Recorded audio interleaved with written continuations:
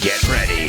Hold on to your hats. Strap on your seatbelts. Get ready for the ride of your life. The show with no name time. Let's go. Hello and welcome to another exciting edition of The Show with No Name. I'm your teacher, Alberto Alonso, and it's great to have you back. Now remember, one of the biggest things, one of the most important things when learning a language, or really doing anything, you can apply it to anything, is consistency. A little bit every day goes a long way. I'm a poet and I didn't even know it. He rimado sin querer. Yeah, a little bit of English every day goes a long way. Da para mucho. It goes a long way, believe it or not, because a little bit here, a little bit there, a little bit here, and you've got a big, beautiful painting, right? Un poco de rojo, un poco de azul, una montañita, and in the end, at the end of a week, the end of a month, the end of a year, you'll be surprised. Just think of this. Think about this. If you learn one idiomatic expression a day, que no es mucho, no te estoy pidiendo mucho, I'm not asking for much here.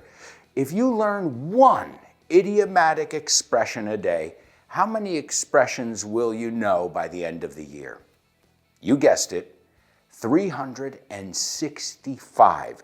That's a lot of expressions. Or, hey, maybe not expressions, maybe just a vocabulary word. And here on the show, I would say in a typical episode, we probably look at over 50 different vocabulary words, idiomatic expressions, common mistakes, grammar points. So really, there's a lot to be learned, but don't get overwhelmed. Do you know this word? This adjective, to be overwhelmed or to get overwhelmed, is abrumarse. I know, it happens. Sometimes students say, oh my God, there's so much I don't know. Don't think like that. Yeah, like everything. The more you know, the more you don't know, right? Because the more you have to learn about it, the more you realize, oh wow, sé poco. And that comes from leaving your comfort zone.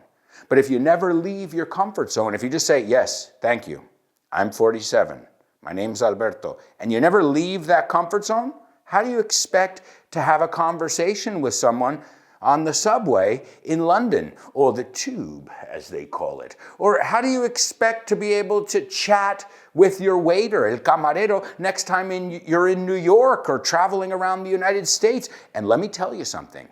Wait staff es gente de los restaurantes. The waiters, o también se puede decir servers, and the bartenders, there's nobody that knows a city better than them. Seriously, I know because I worked in New York City as a waiter and a bartender.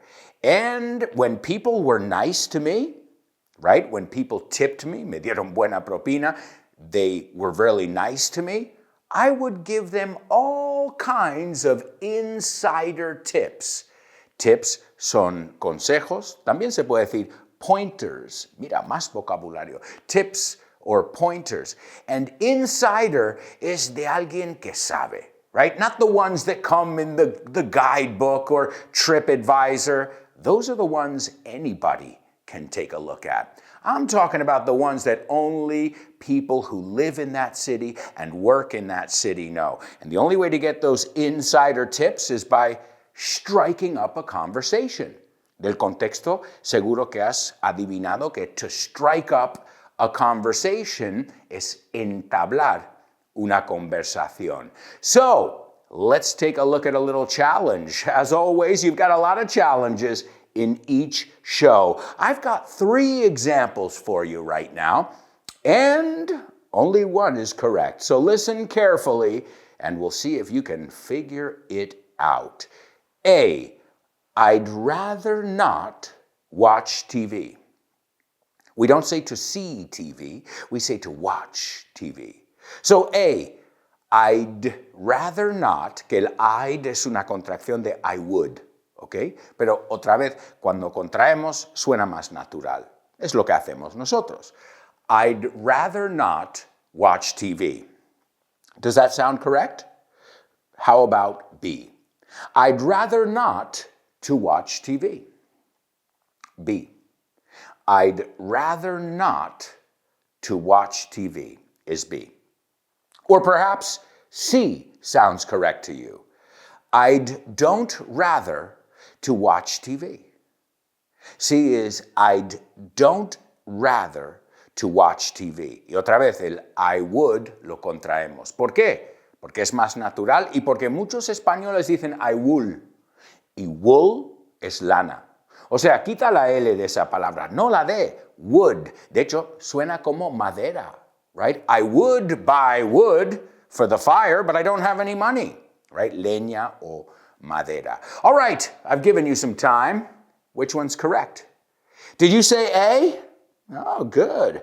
I couldn't fool you. No te pude engañar. No a vosotros. No, you're too good. All right, well, I'd rather is the same as saying I prefer. Okay, so I prefer to eat pizza or I'd rather eat pizza. ¿Qué es lo que acabas de notar? I'd prefer to eat pizza. So prefer lo empleamos con to. Rather no lo empleamos con el to. Make a couple examples in your notebook. Ponlo con ambas. I prefer to eat Chinese food. I'd rather, I would, otra vez lo contraemos, I'd rather eat Chinese food. And personally, I'd rather you use rather instead of prefer, because that's the one native people would rather use. Homophones, homophones on the show with no name. It's homophones time, 'cause homophones rhyme. Hello and welcome to our homophone section here on the show. Here's where we take a look at some tricky words. That's right, very tricky, but hopefully you'll be familiar with the words and you'll know how to pronounce them. And if you don't worry, because you will by the end of this section today. I promise. So, the only thing you have to promise me, y cuidado con esta palabra, he oído muchos alumnos decir promise. No, promise. So you have to promise me something, that you're going to say these words aloud, whether you knew them or not, independientemente, whether you knew them or not, I want you to say them aloud, because as we always say, practice makes perfect. All right, the first word is aire. Aire. I think everybody knows this one. ¿Habéis tenido Jordan? Las zapatillas de deporte Jordan. Pues ahí está, ¿no? Su apodo, Jordan. También tiene otros significados, como muchas palabras en inglés. Y si añadimos la preposición out, es abrir ventanas para que pase el aire. Okay, so no es solo aire, es el verbo de dejar que pase aire en una habitación. También es emitir. Ya, seguro si has estado en un estudio de televisión como este, o una radio como nuestra radio, check out Vaughan Radio. Hay una aplicación gratis y tienes clases todos los días. The Show with No Name, for example. Pues también te suena el on en emisión. Eso es la primera palabra. The second word is somebody who inherits money. So somebody in your family who's wealthy, ¿no? Adinerado, wealthy, they pass away, fallecen. And you inherit money. Otra forma de decirlo es you come into money. Tenemos un phrasal verb para todo aquí, ¿eh? So, that's the heredero, you say in Spanish, ¿no? El heredero, lo usan también con reyes, ¿no? Pero vamos a ver con dinero. La misma palabra, pero yo creo que en el día a día lo usaríamos más la gente normal, legado, dinero, pero también con la monarquía. All right, so, what do you think? Do the words sound the same? Yes, they do. Did you think that the second word was pronounced like pelo, hair? It's not. No. It's a silent H. It's air. O sea, air, aire, emisión, también heredero sound exactly the same. That's right. Now, the word hair does have a homophone, pelo. Do you know it? A ver si te la sabes. Hair. ¿Qué otra palabra suena como pelo? ¿No se escribe igual como todos los homófonos que miramos? Do you know it? Liebre. Yeah, ese se escribe H-A-R-E. Hair and hair sound the same. And air, aire, emisión, and heredero sound the same as well. We love playing with words here on the show with no name. You're joking. Hello, amigos, and welcome to You're Joking. This is where we take a look at some jokes and our mission, our objective, our aim, our goal. ¿Quieres más formas de decir meta? Our mission, our goal here is to play with words and make you laugh and hopefully teach you a double meaning, algo con doble significado. So as always, your job is very easy in this section. All you have to do is listen and see if you get it. Y ver si lo captas, si lo pillas. So, did I tell you guys about this? I don't know if I told you. Well, when I go to a sports bar, a sports bar where you can watch the game, los británicos suelen decir match, pero es la misma cosa, right? Lo mismo con field. El field es el campo. Sin embargo, los británicos dicen the pitch. Es que no estamos de acuerdo en nada. So yeah, I bring my remote, my TV remote control. You could say your remote or your remote control. And I bring it into every sports bar I go to. Yeah, that's right. So this way I can change the channel whenever I want. Yeah. Oh, it's a real game changer. Game changer. A game changer? Did you get it? I bring my remote over to the local sports bar and I use it to change the channel. Well, what's on TV? A game. So I'm literally changing a game, right? Cambiando el partido. But also a game changer. Let me give it to you in context to see if you get it. Many people say the iPhone was a game changer. What does that mean, del contexto? A game changer. The internet was a game changer. Cambió las reglas del juego. Cambió el juego, como decimos. It was a game changer. Era un antes y un después, right? Another way we can express this is a turning point, punto de inflexión. It was a turning point for communication. So think of other things. Again, the best way to practice this vocabulary is in real situations. So think of other things, other inventions, other things that were game changers. Disneyland, not the one in Paris, the one in California. That was a game changer, right? That was a new beginning for theme parks. Can you think of any other game changers? I just gave you a couple. iPhone, right? Because before that, nobody really had smartphones. Okay, you could text, you could send an email, BlackBerry, but that touch screen, it changed the game forever. Thus, we call it a game changer. Hey, this show is a game changer.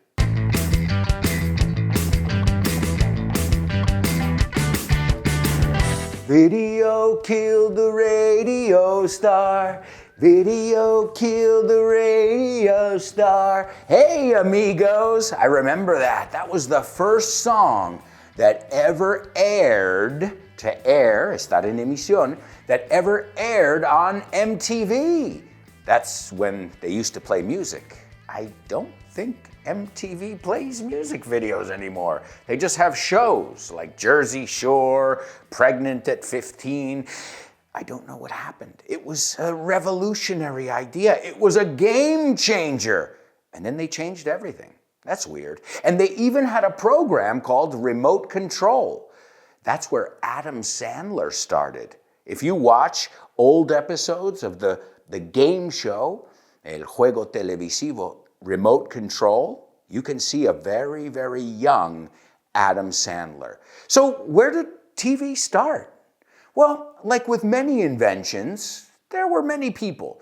There were many predecessors and many different inventions that had to be invented beforehand. For example, you can't have the smartphone if you don't have internet, right? So you can't have the smartphone if you didn't have a touch screen. So there were a lot of other predecessors, a lot of other inventions that had to happen. But some of the people, pioneers such as Leon Theremin, Philo Farnsworth, ¿te suena de Futurama? Farnsworth, Charles Francis Jenkins, he was another one, William Bell, Boris, and so many others. They were all pioneers in the television. But the first person to create live pictures, not alive es que respiran, live es en directo. Live pictures is considered to be the brains, right? Realmente el que lo hizo. And this is a guy named John Logie Bard. He is the forefather of the TV. Oh, and cuidado. I've heard a lot of students say TB. TB, por favor. TB es corto para tuberculosis. Prefiero TV. Double trouble, baby. Yeah, you know what time it is. Hello, amigos, and welcome to our Double Trouble section here on the show with no name. As always, here's where we play with words. Well, here and in every section. We're always playing with words here on the show. That's what it's all about. Why? Because if you can play with words, that means you feel comfortable with them, right? The language doesn't seem so foreign. Y cuidado con la pronunciación de eso, foreign. He lives in a foreign country. No foreign, foreign country. Otra también que me recuerda a esta palabra es vive en el extranjero. Pues tenía una alumna que me dijo, he lives in the stranger. No, eso es extranjero, persona. So he lives in a foreign country, a foreign land, or abroad. Abroad. Quiero que lo digas conmigo porque he oído abroad mil veces. Y no es abroad, sino abroad. Have you ever lived abroad? Have you ever lived in a foreign country? Well, those are two words that my students tend to have difficulty pronouncing. That's why I wanted to highlight them, destacarlos. All right, so are you ready for your double trouble challenge? I think it's going to be a tough one today. Let's see. Él dijo que no quería hacer surf, así que decidió hacer zapping. Hacer zapping en español castellano es cambiar de canales, ¿no? Ver la tele cambiando de canales. ¿Ok? Porque en inglés, to zap something es ponerlo en el microondas. So cuidado. If you're zapping something in my country, piénsalo, lo pones ahí y lo cocina. You're zapping it. So, cuidado con esa. Es un false friend. So, la primera parte es súper fácil. He said, no said, he said, suena como tengo sed. He said he didn't want to surf. Y eso es otra palabra. Yo sé que decís surf, pero cuando quieres decir la palabra en inglés, cambia la U por una E. No cuando lo deletreas, pero en tu cabeza. Ahora dilo. Surf, que también significa esa palabra sirviente. So the surf likes to surf. Ahí tienes unos homófonos. All right? So he said he didn't want to surf. So he decided to channel surf. Eso es, channel surfing es viendo la tele cambiando de canales. De hecho, to surf también es navegar. Yeah, you can surf the internet as well. All right, amigos, practice these words and their pronunciation. The totally native saying of the day. And it goes a little something like this. Hey, amigos, how's it going? Well, I've got to tell you something. I'm making some fries right now. I wish you could smell them. They smell great. Fries, patatas, fritas, right? Las que no vienen en la bolsa, las calientes, right? And how do we say patata? Potato? No, it's potato. En inglés británico y en inglés americano. Entonces, británicos, os pregunto, ¿por qué es tomato en vez de tomato? O sea, ahí lo pronunciáis como nosotros, pero para la otra no. Algo me falla ahí. You say tomato, I say tomato. Yeah, los británicos dicen tomato. We say tomato, sin embargo, potato lo decimos igual. Potato, tomato. A veces decimos eso cuando dices, bueno, tú me has entendido. Potato, tomato, whatever. And speaking of potatoes, do you know any potatoes? Any couch potatoes? ¿Qué? Couch potatoes? Patatas del sofá? Yeah, you heard me correctly. Couch potatoes. This is somebody who loves to lie on their sofa. Yeah, somebody whose favorite hobby is channel surfing and watching series. Yeah, I'm not a couch potato. You know why? Because I'm restless. Yo soy inquieto. La palabra rest es descanso. So restless, sin descanso, inquieto. I have ants in my pants, como decimos. Tengo hormigas en los pantalones, que no puedo estar quieto. But I know a few people who are quite lazy. Yeah, they're bums, holgazanes. A bum es un vago, un holgazán. Another way we can say it too is slacker. Hay una película muy famosa en inglés que se llama Slacker. And a slacker is somebody who likes to slack off. ¿Ves cómo jugamos con las palabras? Lights, camera, action verbs. Well, amigos, here we are. We're filming a TV show. That's right. And I know you know that, but you don't know what's in the studio here. Did you know this is a green screen? How do we say that in Spanish? You say croma. We call it, bastante lógico, a green screen. Yeah, in fact, that can disappear, that background, in 1 second. Also, we've got some lights. I've got lights over my head. Lights, you don't say luces en este caso, you say focos. Pero para nosotros es la misma palabra. Lights, camera, action. ¿Te suena? Es lo que dice mi amigo David cuando vamos a empezar. He's over here with me and he's keeping track of the time. He's the director of the program and also the editor. Hey, David, you do a lot of stuff, man. I think after this episode, I'm going to tell David, take 5. ¿Te sabes esta? Take 5. Oh, hombre, técnicamente es tómate 5 minutos de descanso, pero no tiene que ser 5 minutos. La expresión significa vamos a tomar un descanso. Y hablando de la palabra take 1, take 2. ¿Te suena? Toma 1, toma 2, toma 3, right? Toma ya. Mucho vocabulario para ti. Name that movie. Hello and welcome to Name That Movie. Today we're going to take a look at an awesome movie, peliculón. It's called The Truman Show, starring Jim Carrey. And he really carries the movie. Okay, all right. And is Jim Carrey related to Mariah Carey? No, they're not spelt the same. They are pronounced the same, though. All right, let's take a look at this line. This is a line that's repeated a lot in the movie. Truman says, "Good morning. Oh, and in case I don't see you, good afternoon, good evening, and good night." Now, when do we say this? When do we say good morning? Well, obviously, in the morning. Okay, smarty pants, listillo. When do we say good afternoon? At 12 o'clock noon. O sea, a las 12 de mediodía.